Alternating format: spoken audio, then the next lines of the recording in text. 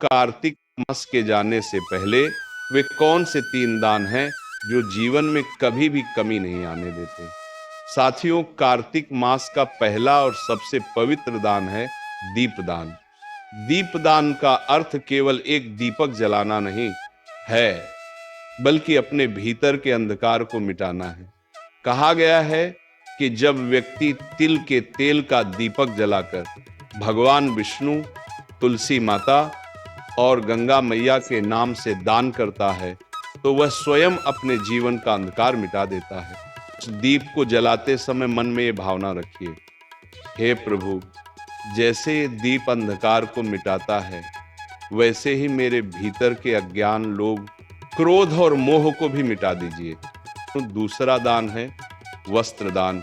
प्रिय दर्शकों, कार्तिक मास में किया गया प्रत्येक दान अद्भुत फल देता है, परंतु वस्त्र दान ऐसा पुण्य कर्म है जो मनुष्य के भीतर दया, करुणा और विनम्रता का प्रकाश जगाता है।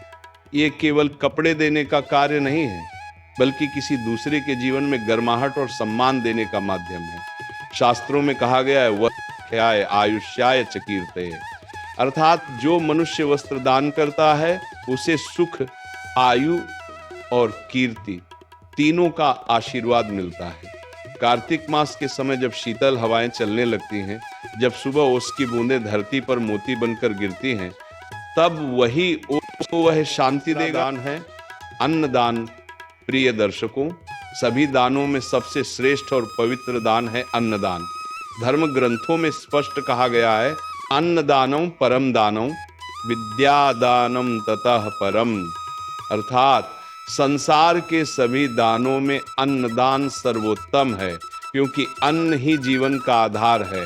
जो व्यक्ति भूखे को भोजन कराता है, वह किसी मनुष्य का नहीं, स्वयं भगवान का तृप्ति कर्म करता है।